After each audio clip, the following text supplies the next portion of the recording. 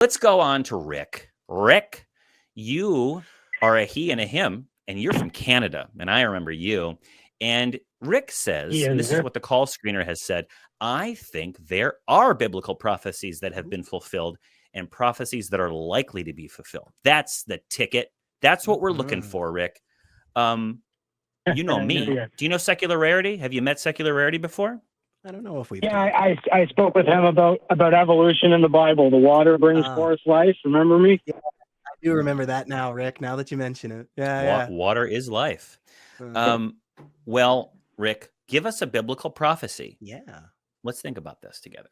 So I think, I mean, if you look at all the prophecies about Jesus, right? There's hundreds of them that they say are fulfilled, right? But I think. Obviously, you're going to argue, I've heard you guys argue that they're self-fulfilling prophecies, right? But you have to at least acknowledge that if those prophecies are being fulfilled by people just writing a book down, like you guys assume, then they've got to be pretty intelligent people, right? But what's even more intelligent than that? Sorry, go ahead. Yeah, just I mean, I appreciate the broad overview, but I don't think Johnny or I really need it. Just give us any one particular prophecy about Jesus, and we can just try and work through it and decide whether or not it seems to actually be a prophecy. Yeah, and Rick, Rick, real quick. Something that I remember from our last call is that you got a high energy level, and I love it. Okay, but we're gonna take our time with you, and you've stumbled upon the secret of Talk Heathen. You can cover a small amount of material, and then we can dig deep, and then you can call back, and we're going to take your call. So let's stay focused, because this is juicy stuff. I want to hear it. Okay, so slow down. We're all going to slow down. We're all going to listen, and give us your best biblical prophecy, your favorite one that's airtight. There could be no other explanation for whatever satisfies the prophecy than sweet Jesus, Prince of Peace, being born, or whatever it is. Go ahead. What do you got? Okay.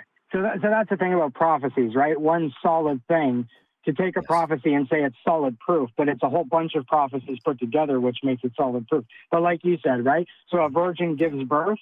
If you look in Psalms where Jesus quotes Psalms, I think it's 23, where he says, my God, why have you forsaken me? It goes on to describe his entire crucifixion up into his last words, it is finished, right? So these prophecies were fulfilled by Jesus. A virgin gave birth to Jesus. Isaiah 42 says, the Lord shall come forth as a man. Oh, hang on, right? hang on, Rick. You're going fast. Slow down. Yeah. We're moving on. Let's stop at the first one. My God, why have you forsaken me? It's been a minute since I read that verse. Does it basically say something along the lines of, a virgin will give birth to a man that will be the Son of God who will be crucified, and then reference this verse? Well, it's predicting a Messiah, right? So it's saying that's not Psalm. What does it say? But what is the prophecy that it give me the line. What is the actual line? I'm gonna look it up. Well, I don't know the line off my. I don't know. Yeah, look it up. So it says a virgin will give birth, and what it's predicting is the Messiah, right? Do you remember the chapter and verse? Give me a. I don't even remember the book. You got another one? Do you have another one that you remember the? Let's go to the next one that you remember the verse. Your second favorite one. I need a verse. Well, go to if you guys want to read it, go to Psalms. I think it's 23. I don't want it to hang up on you here when I go on Google, but go to Psalms 23. Or type in Google, I'm there. My God, Psalms. You got it? Psalms. We're talking about PSALM. Psalm 23. The Lord is my shepherd; I shall not want. That one? No. Hold on. All right. Why don't you mute that? I'm in my car. What I call? Yeah. Close that door. Close that door. Close that door. I don't want anyone driving by and taking your door off. I've seen it in too many action movies. All right. Do you know, Rick? Do you have another verse offhand that you know? Psalm 22. Psalm 22. It's my God. Okay, hang on. Psalm 20, PSALM. Let me read this to you. This is, I think it's the NIV is what pulled up first for me just online. But my God, why have you forsaken me? Why are you so far from saving me? So far from the words of my groaning. "Oh my God, I cry out by day, but you do not answer by night, Mm-hmm. and am not silent." Is that the verse you're talking about? You got to close that thing, door. right? Jesus spent the night prior in the Garden of Gethsemane praying to God, right? That he didn't want to do it, right? So if you Okay, go on, it talks about the hang on, Rick. blocks for his clothing. Rick, hang on just a second. One, there is a beeping that I think is both searing into my brain and Johnny's brain, if not all the people listening. I don't know what it is, but can you fix that? The next thing is I just want to make sure that this verse that Johnny and I have both pulled up is the verse you're talking about. This one that I just read, because if so, I have some comments. Okay, you're unmuted. I do not hear the beeping. So is that the verse? Is that the correct verse? Have we found it? Yep. That's the chapter. It's not a verse, it's a whole chapter about him. But go ahead and read it. Awesome. Okay. In that particular verse, I would absolutely argue this couldn't possibly be a prophecy about anything.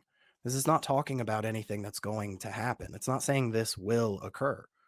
It is a lamentation of somebody expressing to God, why in this hour of my need have you not reached out to me and satiated my suffering? There's nothing in that verse, unless there's a different verse that I'm supposed to be looking at. No.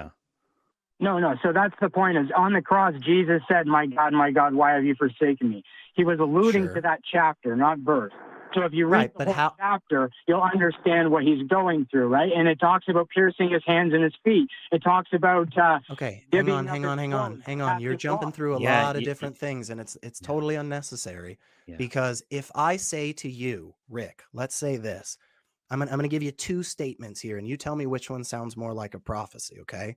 Like if I say, "Hey, Rick, I have a red glass that I often drink lemonade out of, and I shattered it yesterday, and I'm really sad."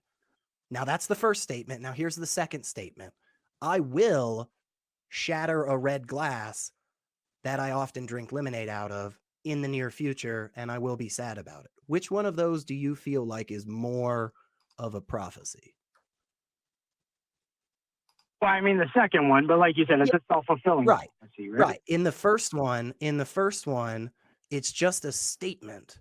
It's just somebody expressing like, "Hey, this is what's going on right now," as is this verse. It's not talking about anything to happen in the future. It's just somebody crying out to God because they've had a bad time recently, and they're asking God, "Why haven't you come to help me?" Yeah, in that verse, right? But that's what I'm saying. If you read the whole chapter, obviously you don't want to get into the whole chapter, right? And I know you guys are constrained for time. So really my more valid point about the prophecies is it's not so much the prophetic prophecies in the Bible that predict stuff, although I could go into a few things that it said, but it's more about the prophetic prophecies that are in every single story. Every story in the Bible alludes to Jesus some way, somehow, right? That's why it all points to him.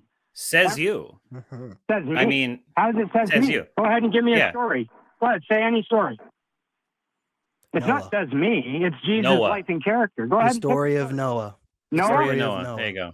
Good one. Yeah. Exactly. What you got so the redemption, how does it talk about Jesus? The cleansing of sin with water, right? And that's what Jesus came to do, right? He came to cleanse the world of sin, redemption. With water? Through his blood. Cleanse the world with water? Yeah. When did Jesus take a pair of every kind of Jesus animal? That, right? The Holy Spirit or water? With for the redemption Is it of sin? What do you baptize with for the redemption of sin? What are Christians baptized with? So do you have the Holy to be Spirit. Baptized? Do you have to be baptized to have your sins redeemed? Yeah, I thought you just had to believe. Well, not necessarily. Yeah. No, it's metaphorical. It's a metaphorical ritual, right? Rick, with water to cleanse yourself. Rick, real quick question. The gospel writers, right? They had access to the earlier books of the Hebrew Bible, right? Or it wasn't discovered after they wrote the Bible, right? No, yeah, absolutely. Yeah. So when they were writing their Bible, they're like, "Oh, there's all this great stuff in here.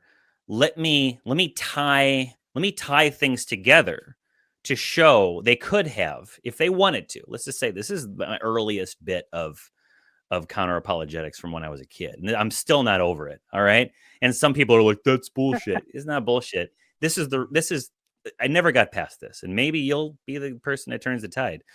Please.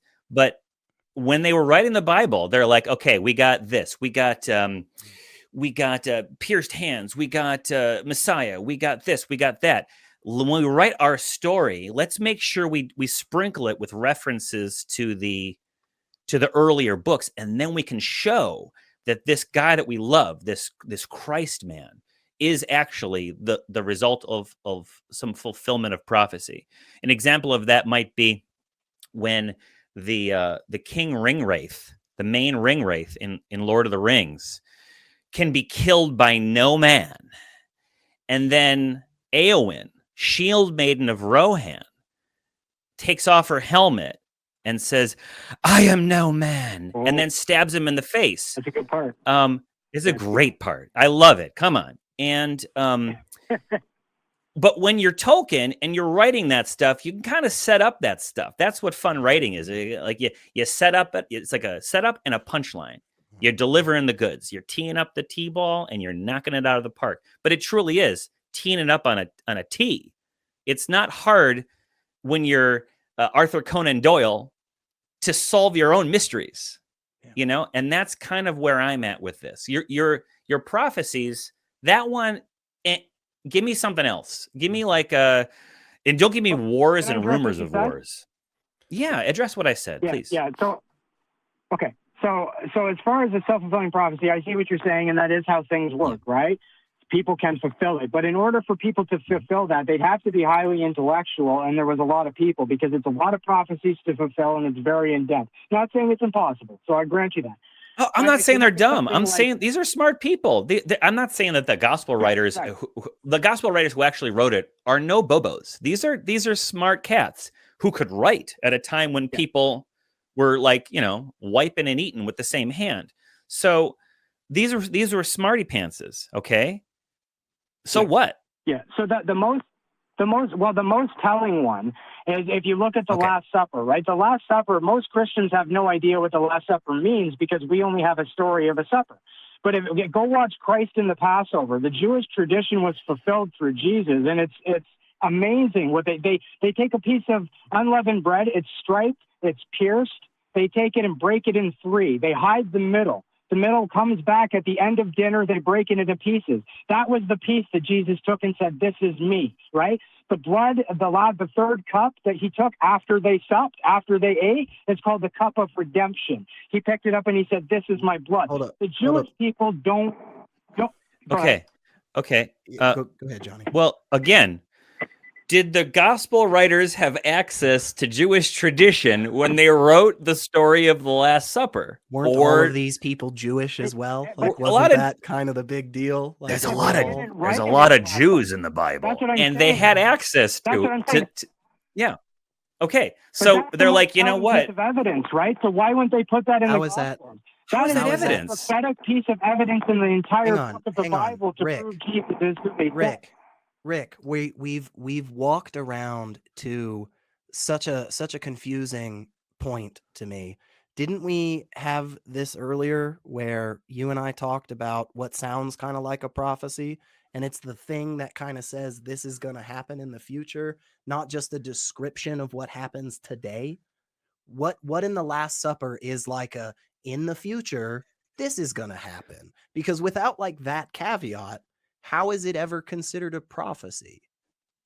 Like if I said 20 years ago this happened, that's definitely not a prophecy. If I say this morning I stubbed my toe, that's not a prophecy. It's not until we go towards the future, right? Yeah. Am I off? Yeah. No, I see what you're saying, right? And I see where your argument is. But the last thing to address Johnny's point there is sorry.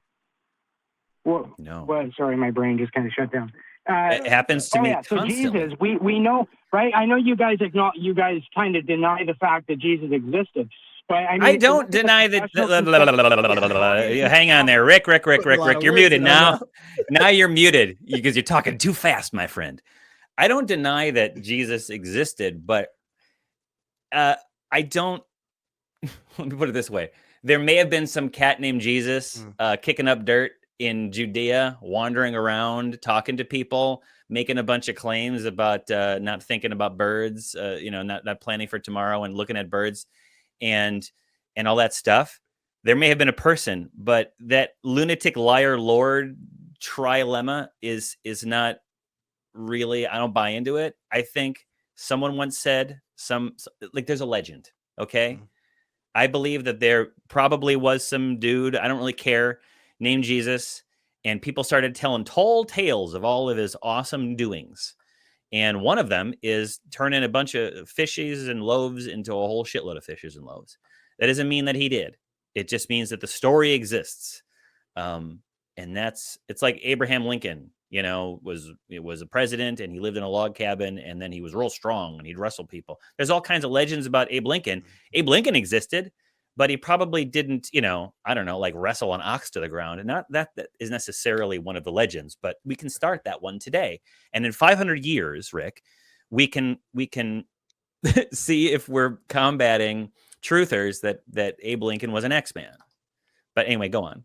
Abe Lincoln didn't wrestle an ox to the ground, Johnny, but Paul Bunyan definitely did. So that's just history facts. But you see what I'm saying, Rick? So go on. Sorry, we talked enough. So the consensus, though, is that the Gospels, these are professionals. This is what they do their whole life. These historians and scholars, they call the Gospels eyewitness testimonies, and they don't do that just for fun. They do that because they've used the techniques through their career to determine that they are. There's a lot of hang on, Rick. There's a lot of theys out there. Yeah, I believe me, I am no biblical scholar. I am definitely not with a PhD in the Gospels, right, the New Testament and stuff.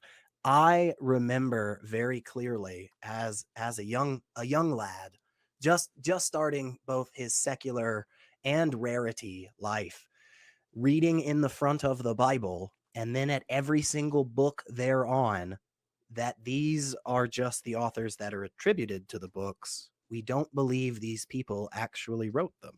Like, I have not heard of a reputable scholar in biblical history or any field thereof that is actually saying Mark wrote Mark. Like that, they are not eyewitnesses, not in the slightest. Was somebody in the garden with Jesus alone while they fell asleep in Gethsemane? Was there like... And who was there at day one?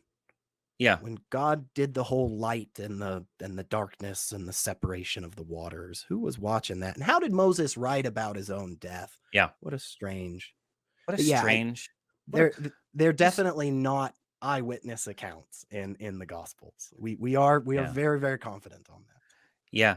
I think that maybe, Rick, you are listening or reading from scholars who are making those claims, but I would encourage you perhaps to find scholars who examine the same source material as you're interested in from a different perspective and follow them down their path for a while. Take notes and then make note of where they differ in their analysis from those who say that the Bible was written by eyewitness, Matthew, Mark, Luke, and John.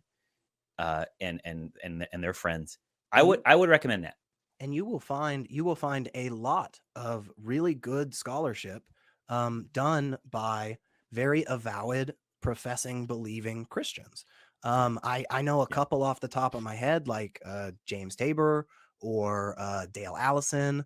I think David Litwa. Like there really are just dozens and dozens and dozens of people. And for them, the idea that Mark being written like at the time, like, first off, it's a little silly to think that there was somebody walking around with a pad and pen, right? Like nobody, they didn't have notepads, right? So nobody was just like walking around like writing down what Jesus said. But for scholars like this, those not being eyewitness accounts doesn't change their belief.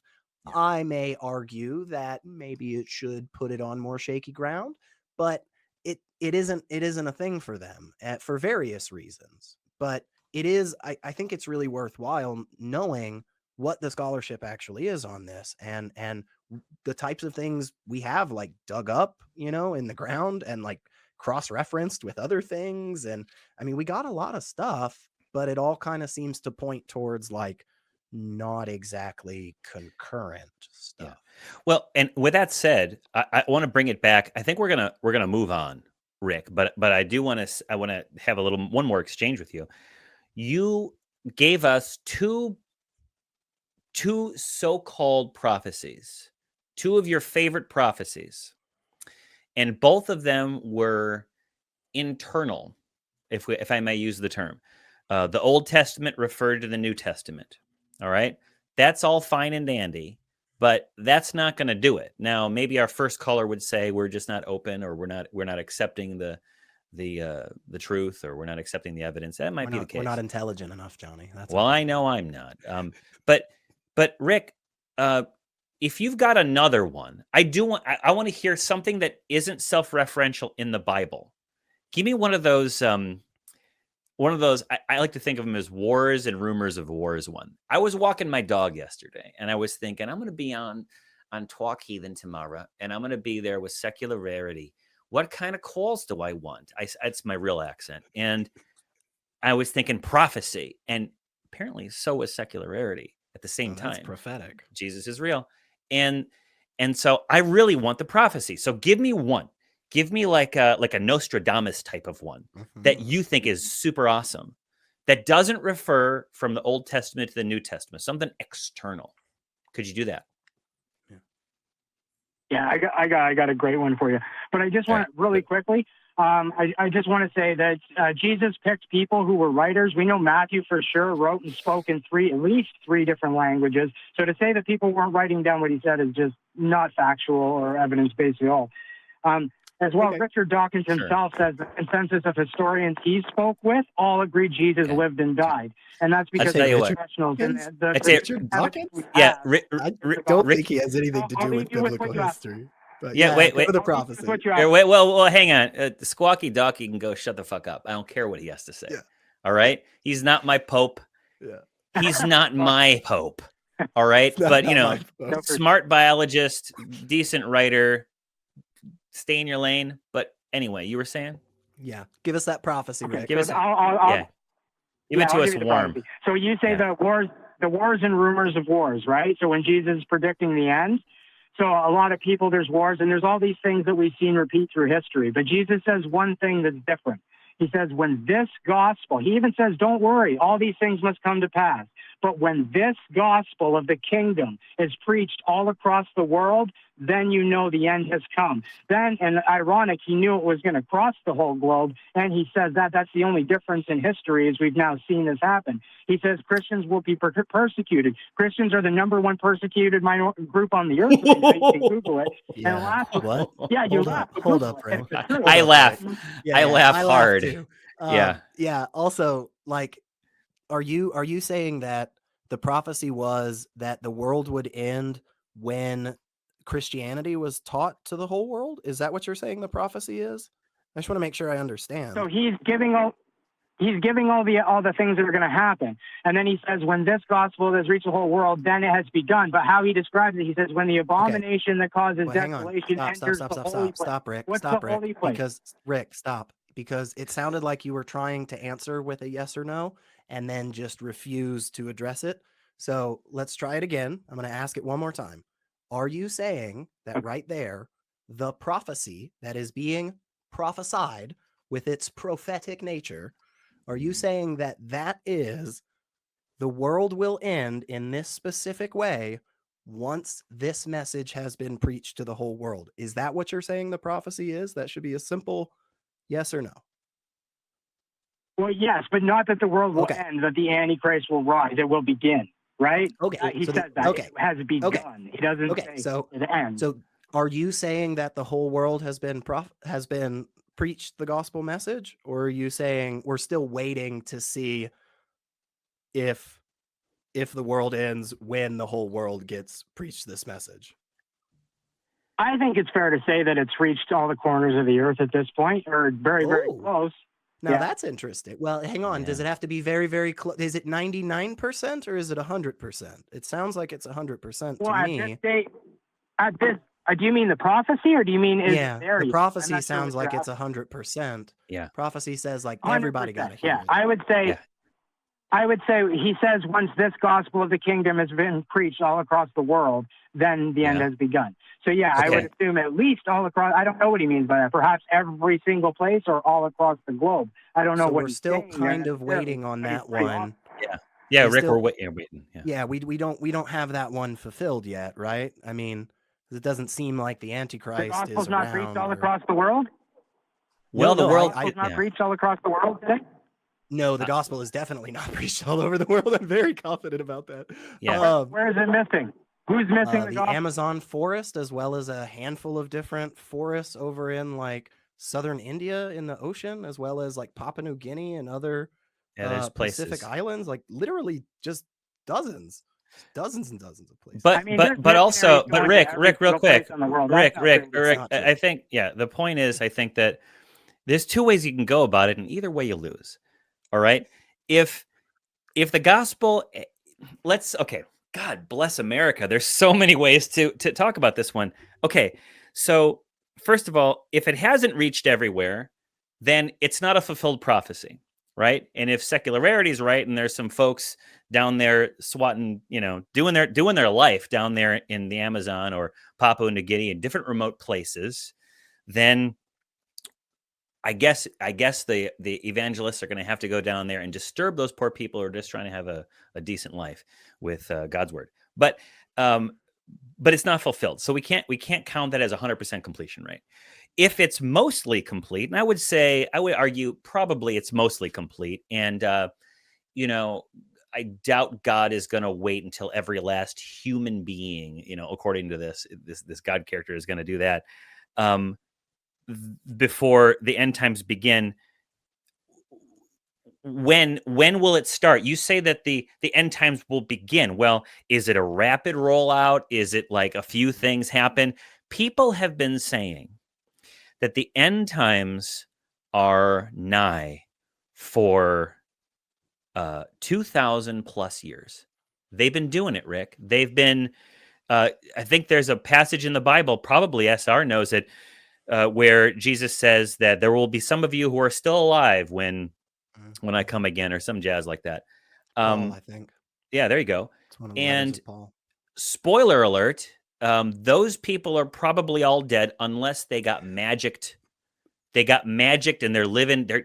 It's like a temporal prime directive kind of thing. They're hiding out. They don't want to ruin, the rest of our society. So they're actually living in caves. Everyone that was in the Bible, every human that was in the Bible, not God men, are dead, right? And the end times have not happened unless this is the afterlife, in which case, what a ripoff. So, I lost my train of thought because there's too many paths to travel here. Yeah.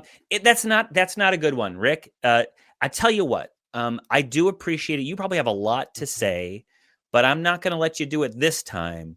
You can share your thoughts in chat. You can send us emails at tv@atheist-community.org. But even better than that, Rick, you can call back next week and pick up this conversation with another host. Because I'm not buying it. And Rarity, what Rarity? Mr. Rarity to you. Mr. Rarity, Sergeant First Class. What is your final thought on that one? And then we're going to go on to our next phase. And once again, man, I mean, maybe it's prophetic, maybe not, but yeah, again, we're on the same page. I think with prophecies, one of the biggest things is the specificity. It has to be specific, and it has to be not only specific, but it also has to be something that it isn't obvious that other people are working towards. Right? Yeah. There's that, Dillahuzza something, that guy, he's talked about this before. I've heard him where he says, if I order a steak at a restaurant and then they bring me the steak, that's not a prophecy because they're clearly actively working towards it.